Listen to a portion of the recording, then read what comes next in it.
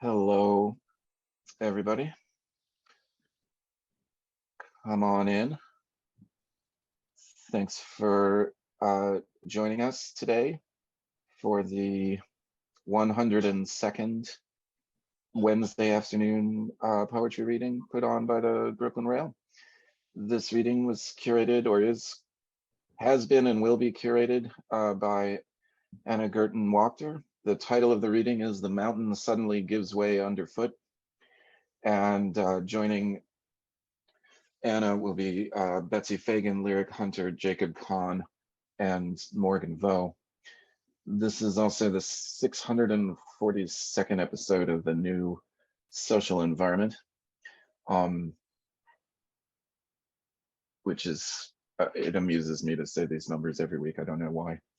Actually, the other day I was trying to figure out what it was about hosting this online reading that always feels so strange to me, because I've hosted other readings and I realized, oh, because I'm used to showing up an hour early, everybody putting the chairs open, getting the sound system set up, maybe adjusting the lights, and then setting up the table and all, all this stuff that happens with people in person. And none of that has to happen because everybody gets to find their own chairs.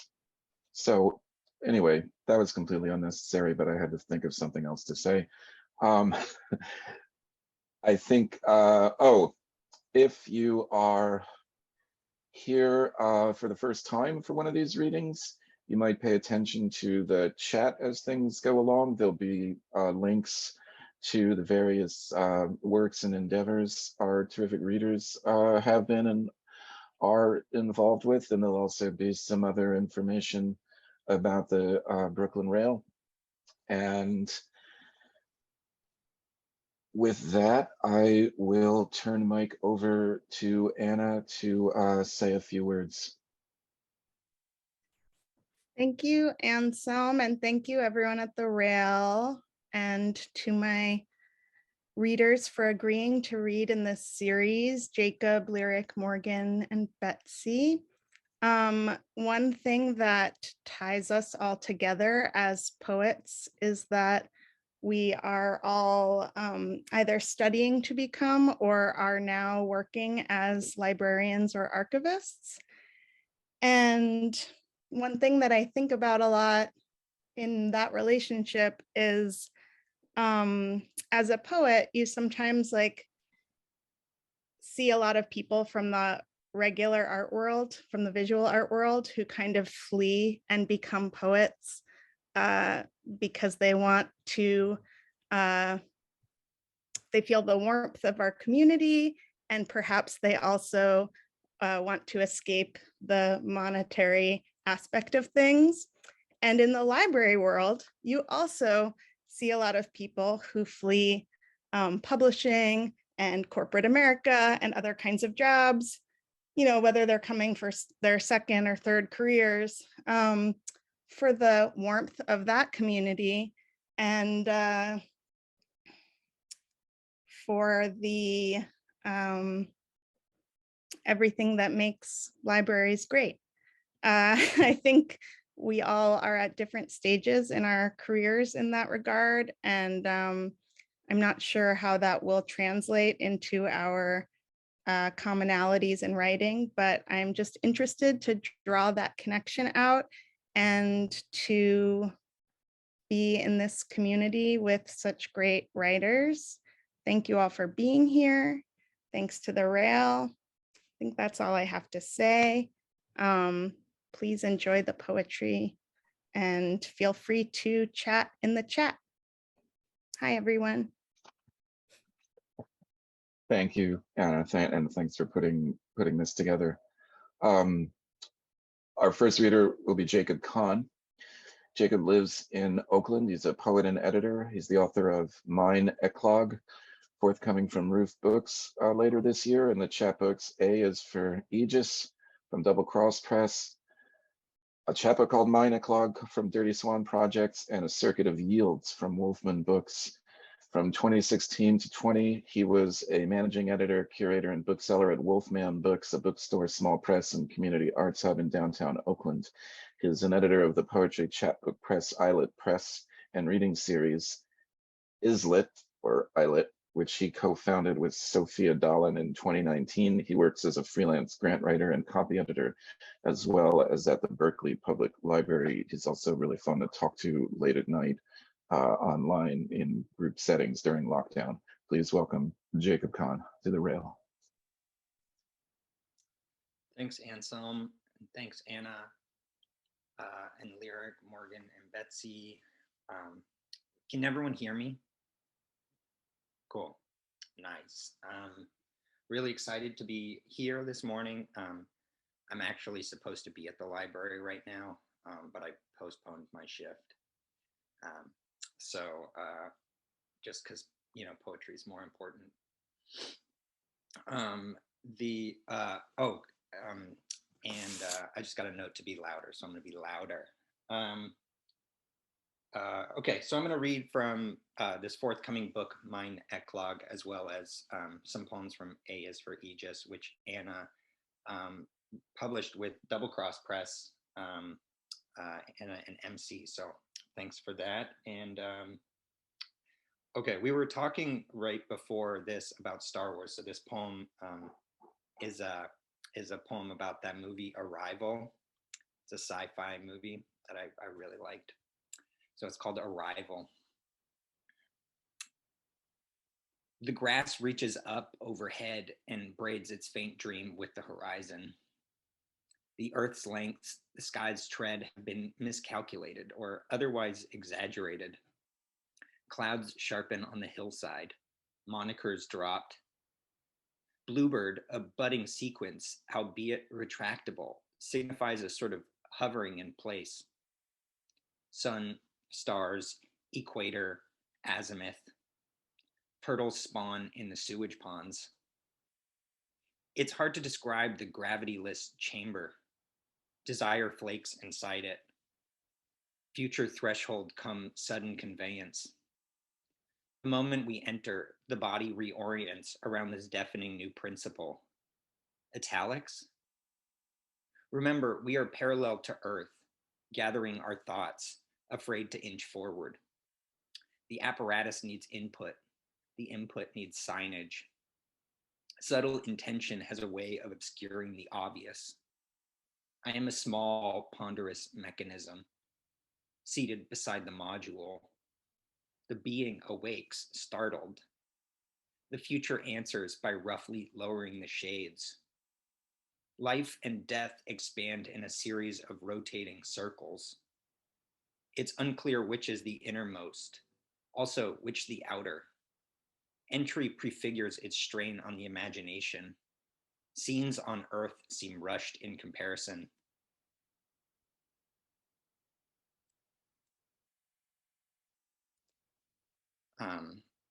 This is a poem called The Middle Ages, and has an epigraph from Lisa Robertson that says, "From now on, everything will be called the middle."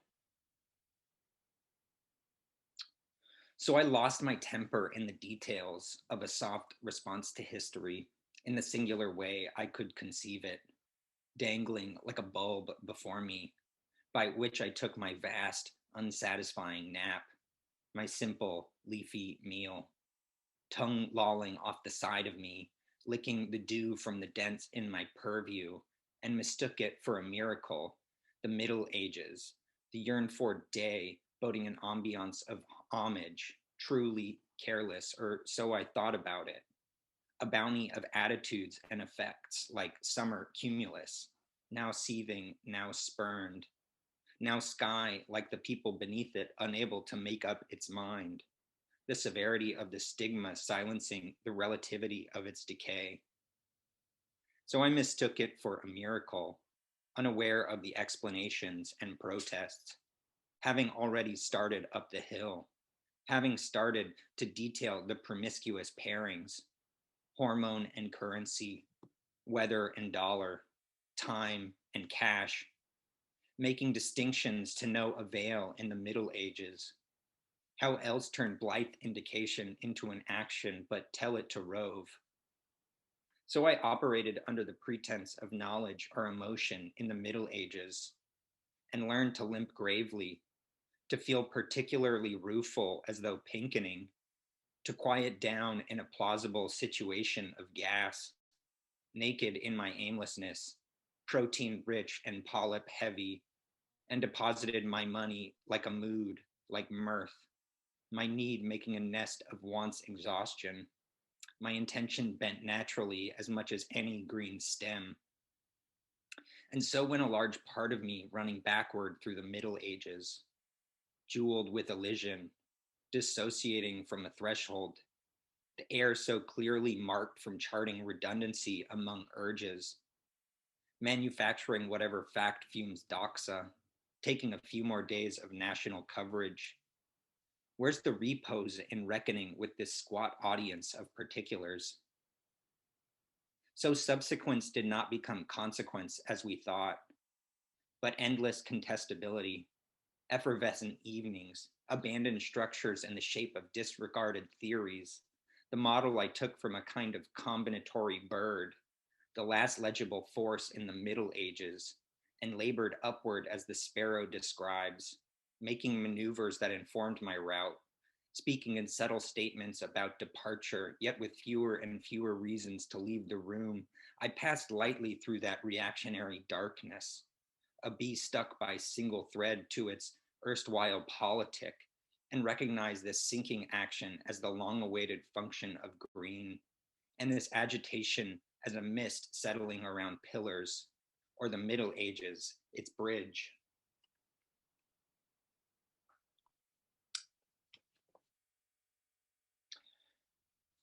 There's a poem called Rapidly Reversible Tattoo. I actually put on a temporary tattoo a few days last weekend, and it's lasting for quite a long time, not rapidly reversible. The field needs a window. That's an epigraph by Alan Bernheimer. The field needs a window. Show us the tat, says Sophie. It's on my leg and it's only a few marks. You don't want to see it. It'd just be like hair. You guys just look at leg hair. You don't want to see it. There I was, learning to work it, hushing the stigmas, salvaging hope as a dialogue, as recently dissected, to feed the needs of the jolted. When you leak it, you know, salvaging stacks as a dialogue, tending the desiderata with heirloom eyes, in equal parts level-headedness and privy onus, afloat on the yuba. That's where I got my tattoo. I didn't even think of that, on the yuba. Float on the yuba, the kind of pitching that yields to fielding. And there I was, casually addled on any bench, salvaging rates as a dialogue, as recently as yesterday, was that flake, had my lunch near shores.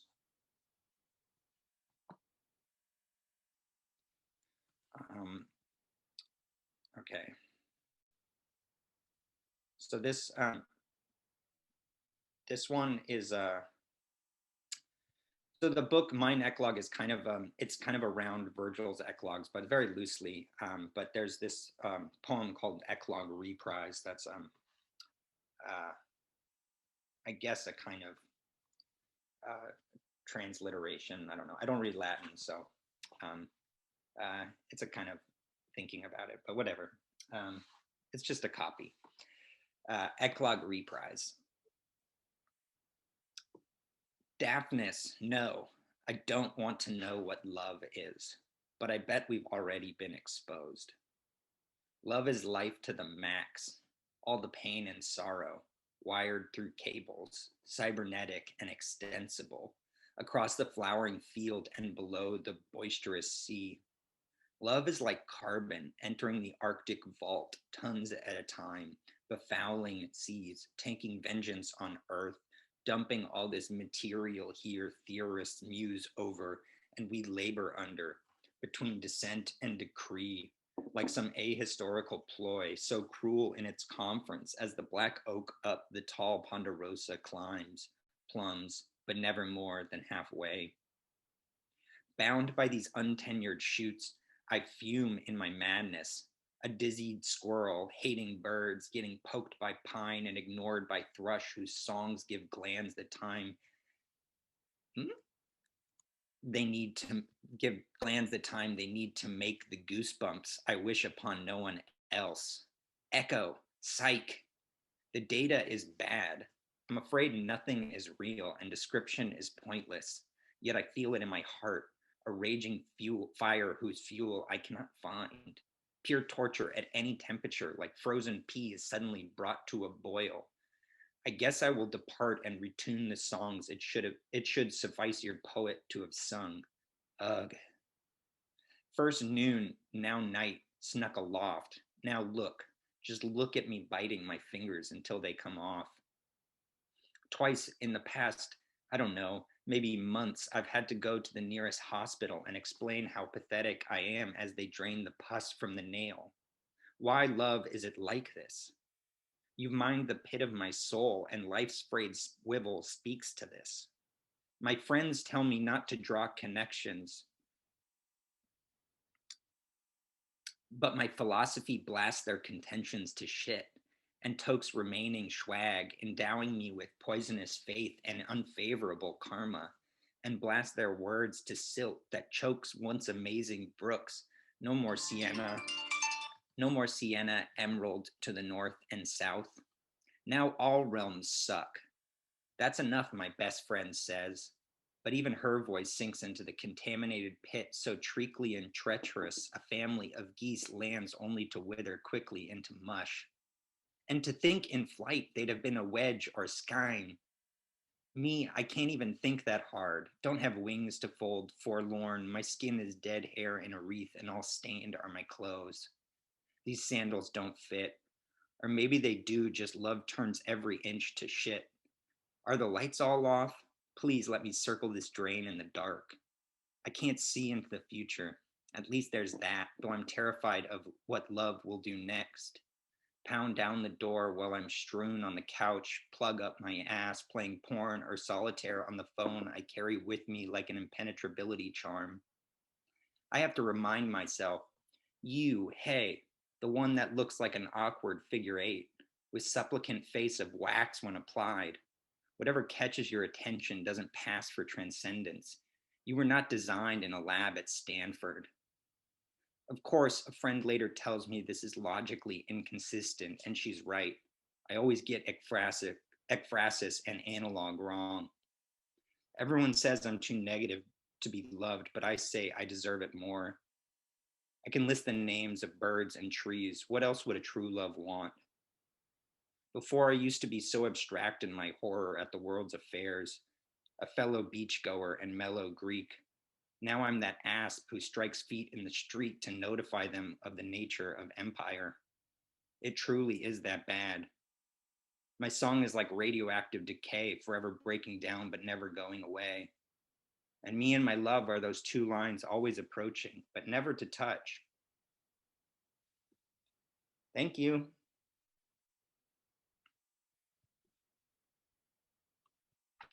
Thank you, Jacob. Our next reader is going to be Lyric Hunter. Poetry and prose by Lyric Hunter can be found online at Tagvverk, Counter, Cordella, and Organism for Poetic Research. She's the author of 2 chapbooks, Motherwort from Guillotine and Swallower from Ugly Duckling Presse, and also an essay called The Only Thing You Have, which is included in an anthology entitled More City Than Water, a Houston Flood Atlas, which is published by the University of Texas this year. She earned her MFA in creative writing from Pratt Institute and lives in Brooklyn, where she's enrolled in the Masters of Archives and Public History program at NYU. Please welcome Lyric Hunter to the rail. Thanks, Anselm. And thank you. Am I audible? Okay, cool. Thank you, Anna, for inviting me, and Carolyn and the Brooklyn Rail. And I'm grateful to be here reading with such lovely people. And I'll read from the essay mentioned in the bio. My father has a practice. He collects family photographs. Plastic containers, cardboard boxes, filing cabinets, shoe boxes, envelopes full of photographs, newspaper clippings, documents, and photocopies, he keeps several photo albums close at hand, black and white, sepia and color photographs, 35mm and Polaroid, photographs of family members dating through the decades back to the 1930s. It is a practice of counteracting the degradation of memory. My father is afraid of forgetting. He watched his grandfather forget who his wife was. He watched his grandfather forget how to use his hands. It is a practice of counteracting the loss of data, names, faces, occupations, relations. So many names have been lost to another continent, to the sea, to the rope, to white indifference. Restore, restore, restore. At the time of his flood, my father was working as a computer repair technician. He restored data, installed RAM, wiped disk drives. And if you wipe the photograph, then you wipe away everything. The flood wipes away tangible memory. The flood expunges the contents of lives, leaving their unreadable evidence, these archaeological artifacts.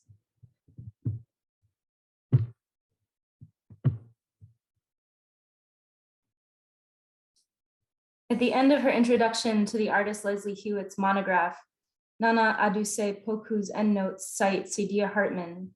The autobiographical example, says Hartman, is not a personal story that folds onto itself. It's not about navel gazing. It's really about trying to look at historical and social processes and one's own formation as a window onto social and historical processes as an example of them. In his book of reflections on photography, Camera Lucida, Roland Barthes interrogates photography in relation to love and death, eschewing the divide between feeling and criticism, choosing to analyze the art of photography through the lens of his grief and his desire. In so doing, he offers us a thesis of the photograph as both a visual message and a material object, both fact and affect, the echo of which comes through in the work of the photographer and sculptor Leslie Hewitt, and which shines a light on our flood-ruined photograph object. Of the photographic art and his admiration for it, Barthes says, the loved body is immortalized by the mediation of a precious metal, silver. In this age of disposable photography, now available to the masses since the mid-20th century, we can say instead that plastic immortalizes, as it never biodegrades, but its chemicals react to a catalyst, the flood. The photographs change, their materials warp, damaged by water. The chemicals that held the image fast bleed away. The colors break down, degrade.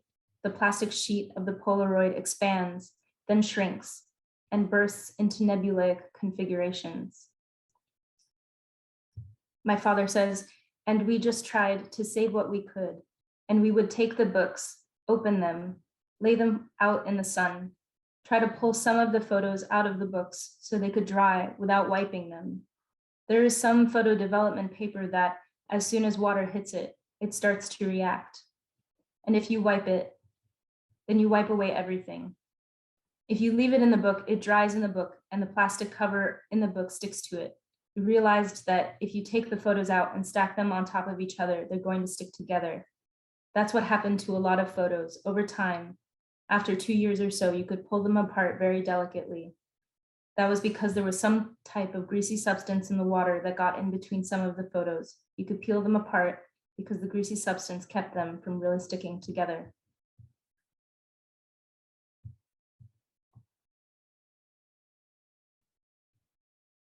Barthes describes the photograph as revealed, extracted, mounted, expressed by the action of light.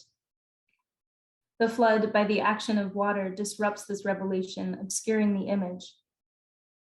The water transforms the photograph as image from something legible, such as the material Leslie Hewitt often studies and works with, into the photograph as object.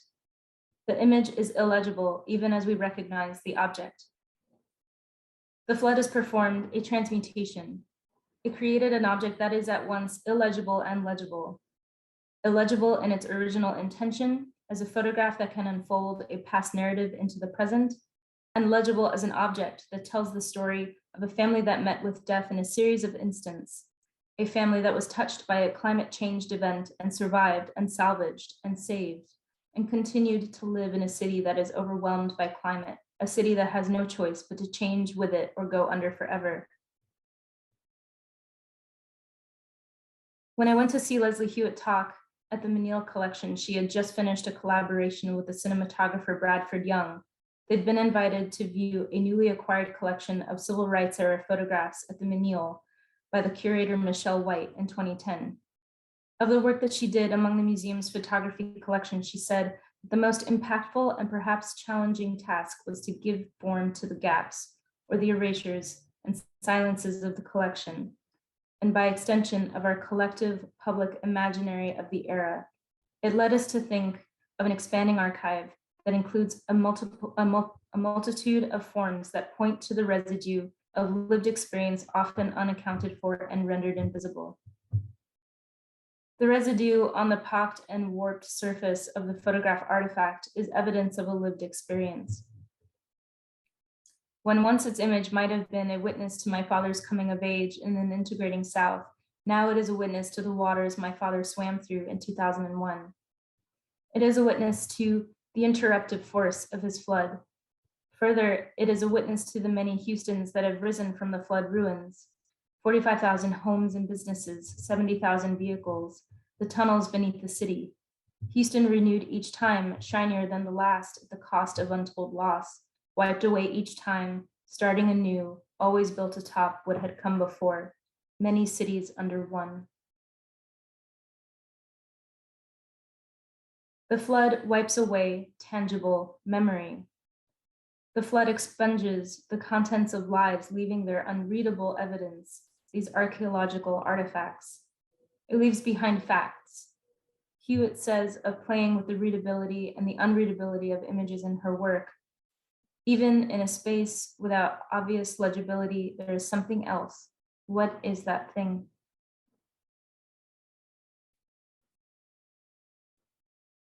Adesepoku describes Hewitt's ability to tell stories in a photograph in her Riffs on Real-Time series by positioning a photograph in the center of a composition that layers objects, patterns, colors, images, and writing. Hewitt renders the photograph as object. By taking a photograph of a photograph, more than one story can be told in a single image. It is a visual thesis gesturing toward the transformation that takes place when a photograph is damaged in a flood. Hewitt's process of stacking photographs to achieve a centered collage echoes the post-flood salvage process enacted by my father and grandmother. Of the collage, Adesepoku writes that this act of stacking tells relational stories that create synchronicity. They conflate histories with the contemporary, the private with the public, the spectacularized or fantasized with the documented and factual. What synchronicities appeared and disappeared on the lawn of the flood-ruined house on Summerwood Lane? Summerwood Lane is just south of Herman Brown Park and just east of Hunting Bayou, which wends through the park. The street is now only half houses. Every other lot is empty, but for a flat plain of short grass. Lisa Lee, in her essay, Opacities and Matrices, featured in the Hewitt monograph, describes Hewitt's work as a meditative consideration of the photographic object. Likened to diagrams, maps, and passages of computer code, photographs are presented to the series as necessitating interpretation. At the same time, the difficulty, if not impossibility, of adequate interpretation is stressed by their fragmentation or their concealment. Photographs of photographs not only reveal their stories, but complicate them. Hewitt seeks to transmit layered information visually and to transform the meanings of photographs through visual free association. So too does the flood as a rupture or trauma disrupt interpretation. In a roundabout way, the ruined photograph, the artifact, arrives at the sculptural.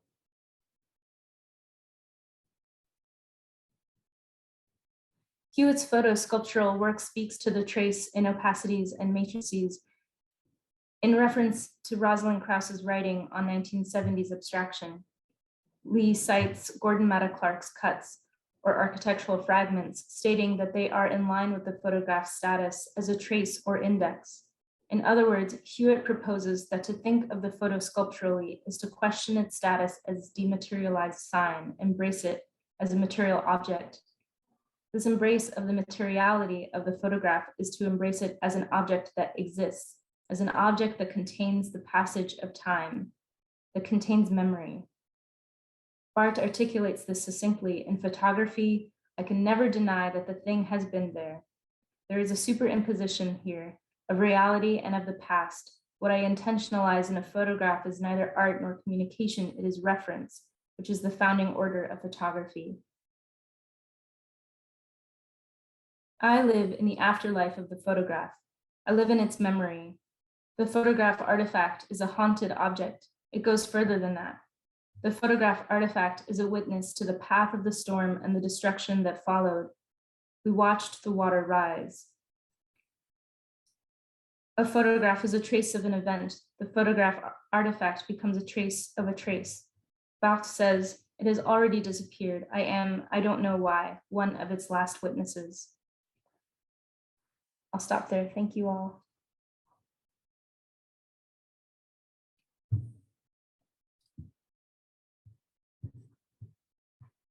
Thank you, Lyric. Next up, we're going to have Morgan Vow, poet and artist, concerned with overlap, difficulty understanding, and resonance. Chapbooks include Lights of Earth and Eat Pamphlet. Recent works appeared in the SEG reading series, the Brooklyn Rails NSE, and Can We Have Our Ball Back? He is a member of the Poetry Project newsletter editorial collective and organizer of Gloss, a mutual aid-based poetry press. Please welcome Morgan Vow. Hello, you guys can hear me okay? Okay. Actually, I'm gonna do something very slightly multimedia. So you can hear it, you can see my screen. Yeah. Okay. And basically since the pandemic started, the majority of my writing, even though it hasn't all been not poetry, has been prose primarily. So I'm gonna read 2 prose poems and like some chunk of a story that I've kind of been working on.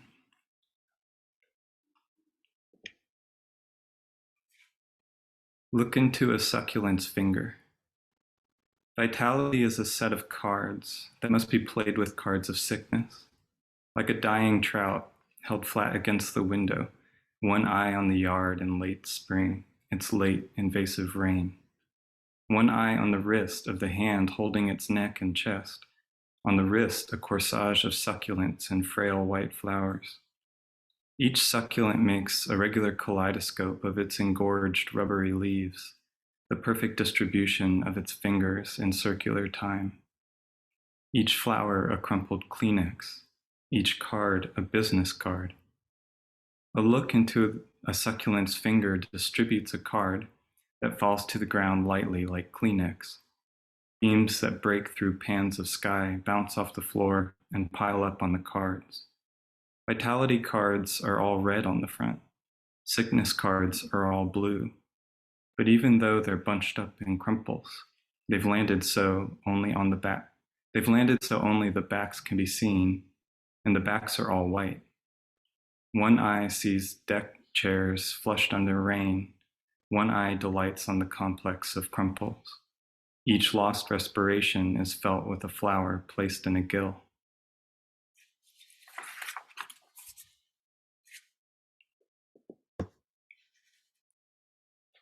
Earth falls into heaven. When earth falls into heaven, then there will be peace. When the floor lets go of when the floors let go of memories and heaven reaches out to take them up, reaches around us and our own hands and our eyes. When we reach out to grasp the air and the clouds dissipate, when the jet streams are struck by our hands and pulled to our faces, then there will be music as the wind struggles. The music of a desperate world against the heads of small people. When motions and forces objectify our bodies aimlessly, guiltlessly, events without memory. When there is no weather report and the birds have gone into separatism, then there'll be stillness, an extension of stillness that is its own form of land, a renewed chance for peace. When Earth becomes a star and enters the world of heaven, then there'll be an emptiness that doesn't rob time in order to keep itself calm. Then there'll be another form in which to ferry peace.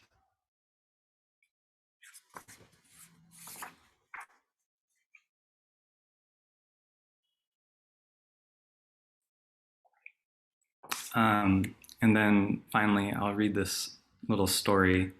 The main character, Yax, it's like kind of contextually useful to know that he's biracial like I am, which means white and Vietnamese. In other ways, he's not really like me at all. And then there's also an aspect to the larger story, which is that Yax is kind of searching for a lost lover named Dog.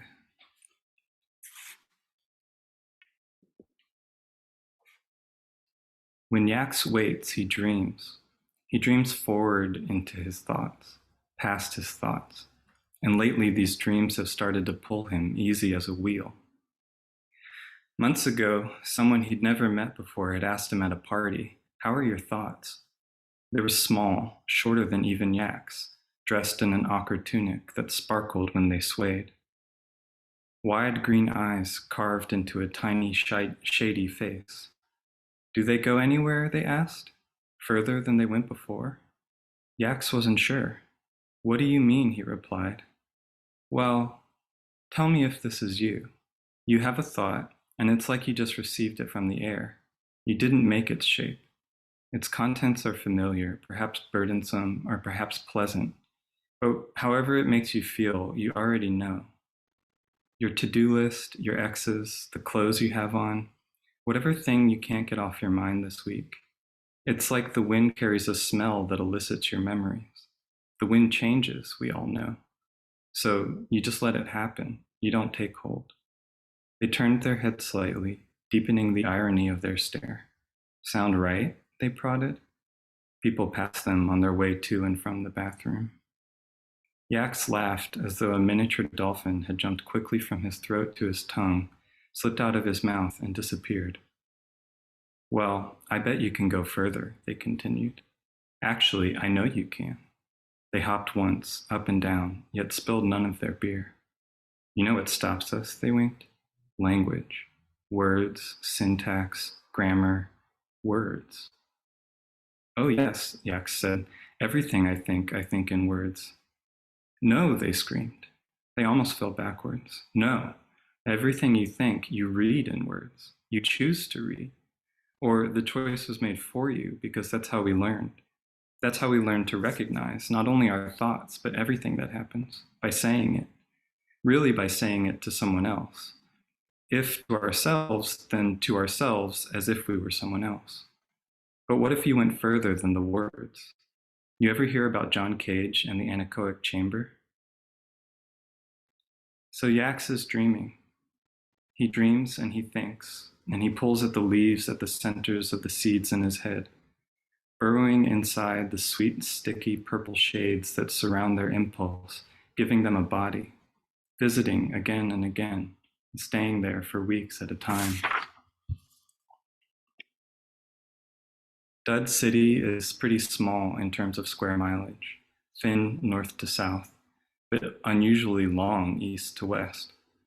The nursing home Yax works at lies just before the border to the east, his own place more or less on the complete opposite side, so 6 evenings a week, he sits behind the bus driver and watches as the longest possible shadow of the bus tows them gracefully forward.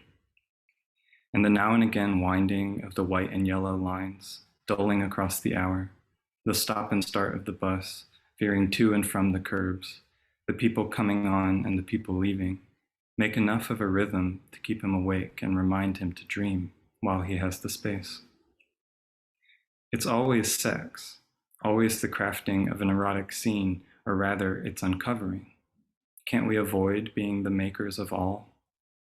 Desire falls in our laps. Yax just likes it to fall evermore.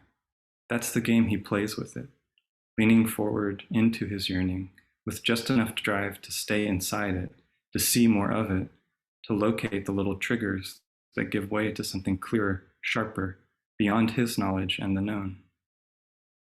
It's a white room filled with naked men, and men with chains, and men in vests and chaps.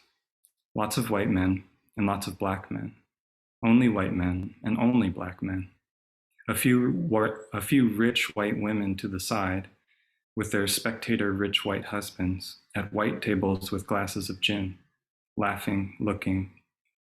And then there's Yax, cross-legged on a bright white platform, hands holding his knees, back straight but soft, eyes soft but sparkling.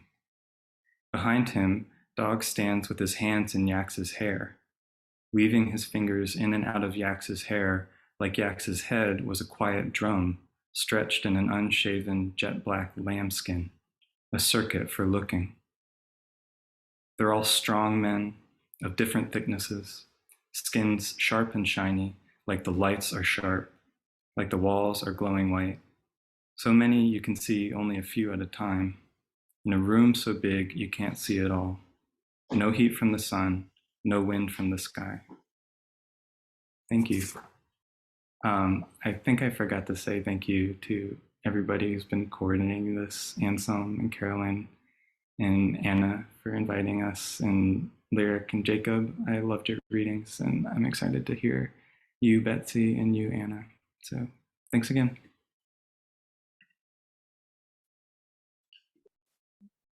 Thank you, Morgan.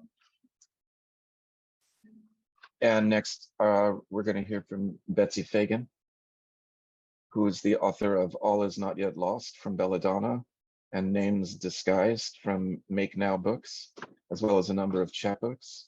She works as a reference and instruction librarian in New York City libraries, helping people navigate information landscapes. Please welcome Betsy to the reading series. Hi. Can everybody hear me? I'm a little shocked. I just want to hang out in Morgan's reading. That was beautiful. And it makes me feel kind of full of shit because I have not actually been writing poems. I've been writing prose too, but I thought it's a poetry reading, so I found some poems and I will read a few of them. Thank you to everybody who put this together. This is so much fun.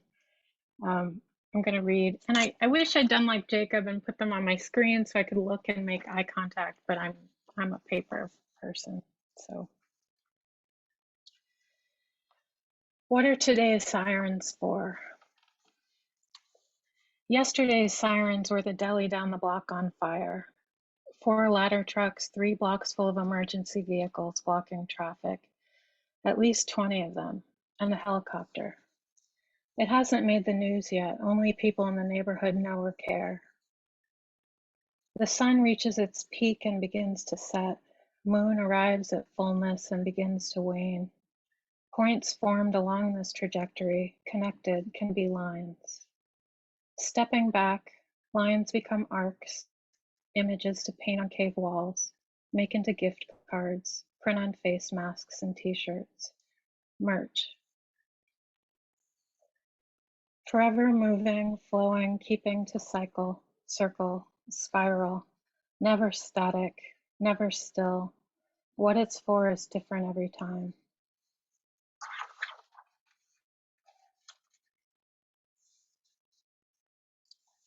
Act natural. Act natural and notify supervisors. Their information charts and databases, not truth, just urgent, just vital. Pairs well with basic survival fears. Sleeping with desperate spreadsheets and a need to know basis. What worth pledged as unity when we many one to keep the memory of systems generating understanding? Way worse than stick rock throw, this essential service.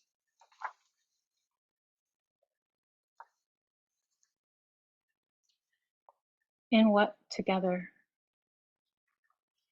Can we, concerned, meet halfway with this invitation to joy by force, to reality us all sane times a million? Heard star stuff and trees here across section sky toward right with the universe. Child that I am, life flows through forced imaginings to challenge the rigors of injury, inquiry, illness, lack of sleep, manifesting impatience with mutual growth, overwhelm. No matter rain down tears, precarious power of mind over mind, green for hope of special treatment not lost on me, chronically self-aware. Ferocity freed, we could be having coffee right now. I would consider that an excellent use of my time. New York needs us strong, but not in the ways we think. Every movement scrutinized. Mine reflects as light fooled again to dream and want and imagine all is possible. Oversensitivity to touch or gaze, every instant is an hour.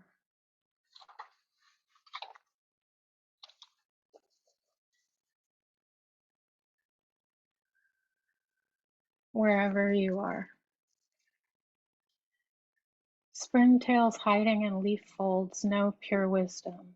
True if you believe it's true, as all organizing principles of relationship, magnetism, nourishment. Of the 5 stars, 15 Saturns, 9 vehicles left, you had to part stumble into mine. None of us came into this world. We came out of it. Whole as soothing water's quiet care, there might be a good way to live. Footprints left in sandbanks allow filtering noise for music. Mossy stream bench is leisurely paced, reborn into a wasted world. Sound is sound and silence, perfectly fused as all the most elusive inmost mysteries. Backwater planet.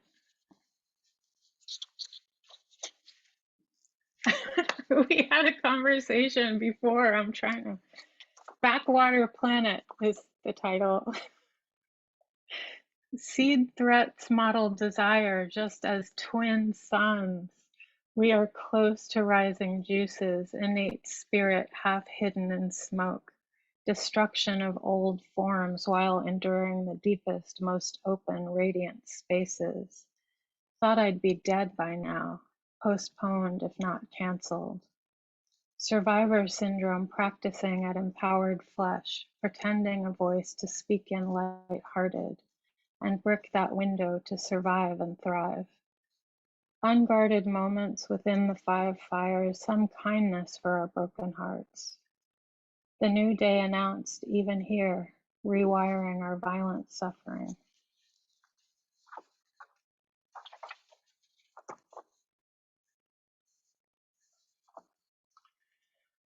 Earth Store. Disintegrating hopes of rescue back into midnight, curse up believing in anything. Common blue violets bloom all try hard, deer resistant under the black walnut, through holes and cut out toes. This drastic change of weather is woven linen, cornflowers, or a ribbon divider marking out days of belief in grand houses. Library magnificent with high ceilings. Textiles, ornaments disappeared back into market stalls.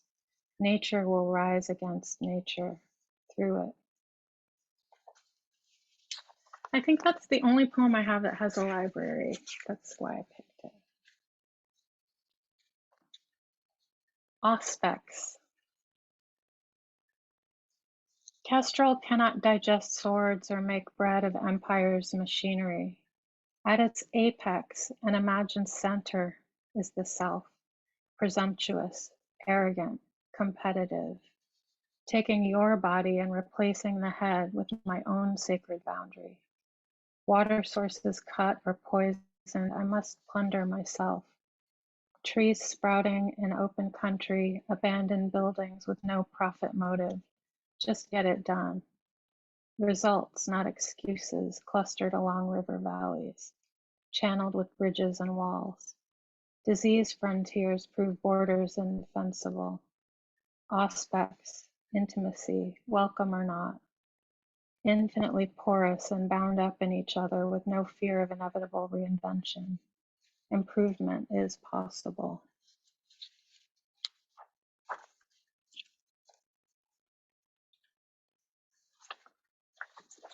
So I got a couple more, and these are COVID poems, so they're all about my apartment. I mean, they're partly about my apartment. A whole neighborhood. Altars hidden in walls and floorboards caked in glitter beneath piles of paper, finding notes, evidence of apartment life. Low lights and a too much touched wall, each blind moment found just one found step. The way from the bathroom to the bedroom is leaning for support on years of walls against the long gray hallway. Gas still piped in beneath the 4 flights of marble stairs worn down by the now dead. Climbing a struggle even for me. My floors are her floors. Our neighborhood existence dreamed to life. Upgrades. Celebrate what anyone would. Roast vegetables, bake cakes. This abundance will burn.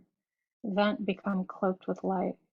An actual oven or countertop from sticks and cardboard. Ash rooms of burned off eyebrows and lashes. Open flames lit by hand and thin ice. Better and worse, undid the new. What they'll see first is that I left it better than I found it.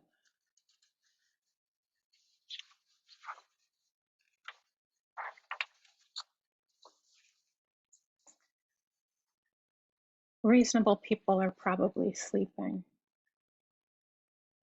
Play done until play hallway ends where door slams into rug. Hearing might go next. Downstairs neighbors parkour here, rattle and bell, somersaults, backflips, wall climbing towards ceilings.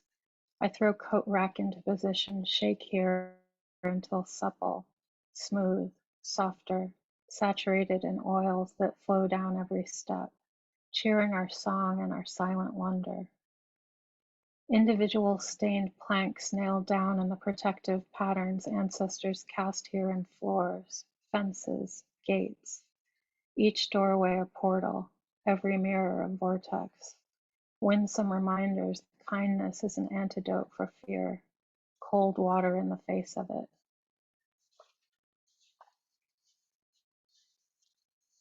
This is the last one. Cheats that help you win. And so video game players, I'm going to ask you to listen to, cheat codes, cheats that help you win. Up mourning old friendships from the minus world, invisible blocks upward with loss, or maybe is it growth? I feel like I'm twice my size and stronger. Down with order seems like chaos. The timing must be perfect. I'll save your place. Finish your sentences with hidden warp zone secret fireworks left between us. Start over. Trees rise up, vigilante mode. Now buildings burn instead of forests. Distortion woman in the passenger seat. Someone else is driving. Turbo run from standing bewitched and clinging tightly. I know how to get out of this level. We can glitch through if we do this right to a bonus area. Walk along the sandy seafloor on land with only clouds. Have no enemies. I'm the one giving directions here. Thank you.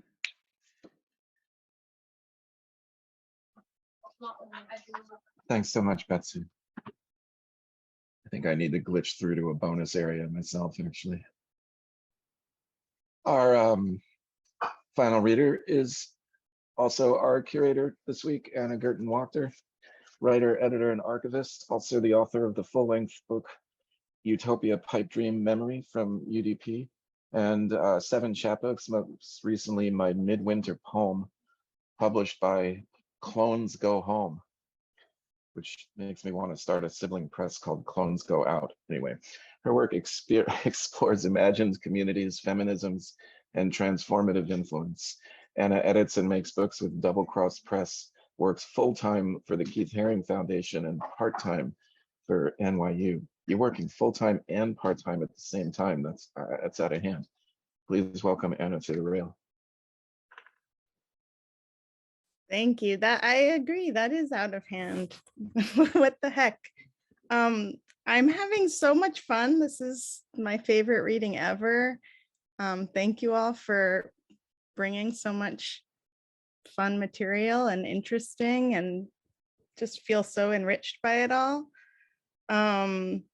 We heard a lot about data. I think we're learning that the librarian, archivist, poets are really charming. So I hope I can live up to that. All right, this first poem that I'm gonna read, I wrote recently while I was reading. My friend Tony in Tosca has a new book coming out soon from Ugly Duckling Presse. And I was so excited about it that while I was reading it, I put it down and wrote a poem, which I feel like is one of the great things that reading poetry can make you do. So here it is, Speaking Inquiry. I felt validated about not speaking when I saw how speaking was for someone else, not a great thing at all. Even in the doctor's office, subway platform, edge of reason. See what you did there? A complex line more than just the sum of narration. You said being alive was better, you guessed, than being dead, and that was scary guesswork, and the baby too was there. I'm always wondering how much babies know. We agree that they are magnificently smart and that you can be smart and know almost nothing. I guess I'll write a poem and obscure these feelings, compress them into tiny erasures, floodlights on, seeing the dim pencil marks that pretended to be whatever writing is. It's like that time we went to the museum and didn't realize the art piece wasn't turned on, and we thought the blank screen was beautiful and epic. We thought there was so much clutter in the world generally, and finally someone was saying something concise and open that made us feel free. We danced in the light of the projector, watching our shadows like we were in that advertisement for music and youth that didn't exist yet. Before someone came and flipped the switch, the artwork officially began, illusion over, negated our movements or recontextualized them, sadness for a shrunken minimalism. Every day a pedestal loses its monument, and it occurs to me that either one of us might die while we are not in touch. The other left dangling in the before times, like the poem that people read at funerals, that one that says, "Remember me as I was," as if any person could direct memory. And I realized something about poetry because I thought I had trivialized our experiences by writing about them. But then I thought, no, maybe I've honored us. And how could it so easily go both ways? I think about how there are some poets who say casually that they don't read that much poetry. And then there are poets who mourn deeply this fact and say how worried they are about the poets who don't read poetry, worried about an entire generation lost to fatigue and the difficulty of the page. This poem is for my generation, we who long to have read what we've actually read, performance of a critique pointed inwards. We save all of our true thoughts for another time, even in these most intimate circles.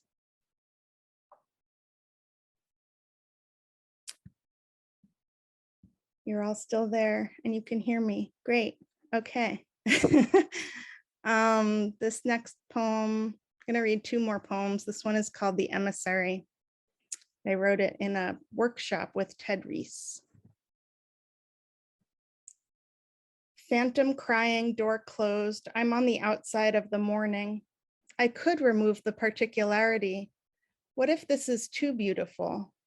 My failure will be instructive relief. Say what you mean by that. Maybe these are absurd questions. We fall into received forms, and by doing so, we occlude time's other twin. Is it true? Is it true? Jet lagged, haven't gone anywhere, the project of the day.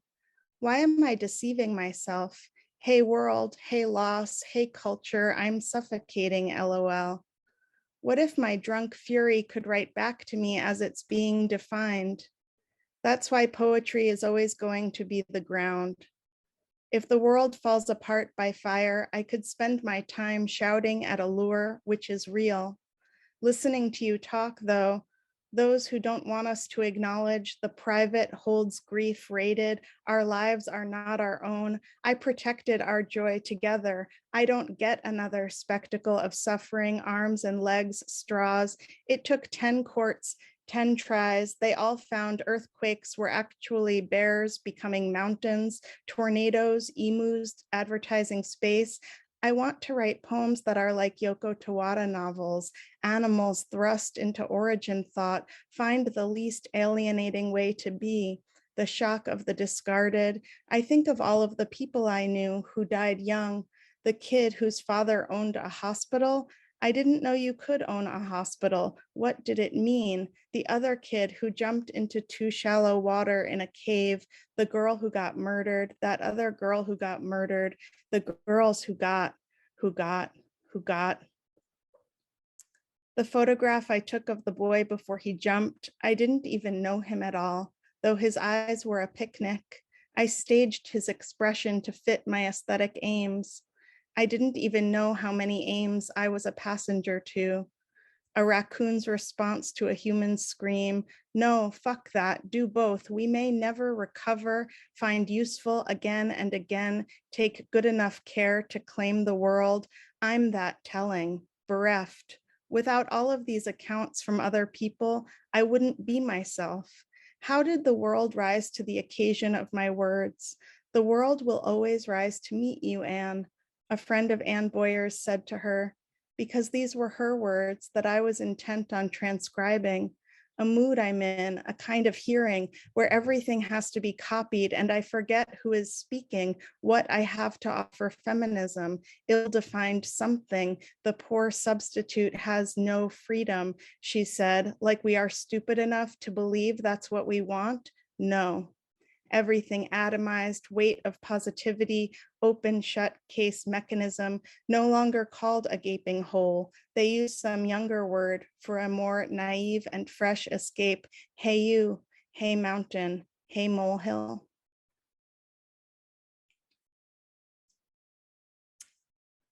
Okay, and I'm gonna read one more poem. Can't even remember. I think I may have read it the last time I read For the Rail, which is so boring, but I'm reading it again. I think, I don't remember. Enjoy.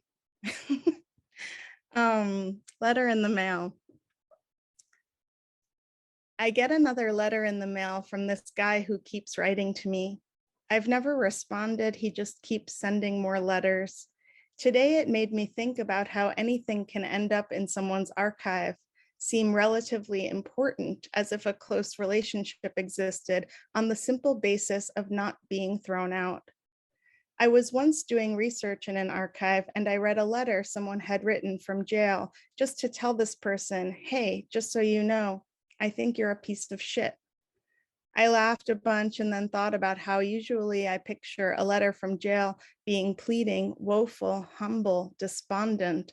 I thought of the times I've bought a homeless guy a sandwich and he's been like, nah, I hate this, go and get me something else. It's a bit off-putting, surprising, because I expect these people to have lost so much of their humanness that they will accept anything, not have preferences or likes, only be grateful. The other day, I stopped in front of a violin player in the park, listened while my son, who had never heard this instrument before, held my hand and looked up at me. When the song was finished, the musician told us the song was called New York Has Had a Rough Week. Flowers were hanging over his head. More people stopped to listen. A man came and stood directly in front of me to record the musician on his phone from the exact angle and distance of my eye's vantage point. I realized a mother and a baby aren't really a part of the city. They live in a separate world. We aren't a part of whatever is going on, and it exacerbates a feeling that has maybe always existed in the background. What is a city? Am I experiencing it when I stay in bed all day? Am I experiencing it when I learn that this person I used to love has lived here for years and I never knew? I don't avoid the streets where bad things happened. New layers of people obfuscate that feeling of a tracing done over an image, outline matched, but shaky sky, expansive mind. Nothing is ever the same enough to be convincingly left behind. Thank you.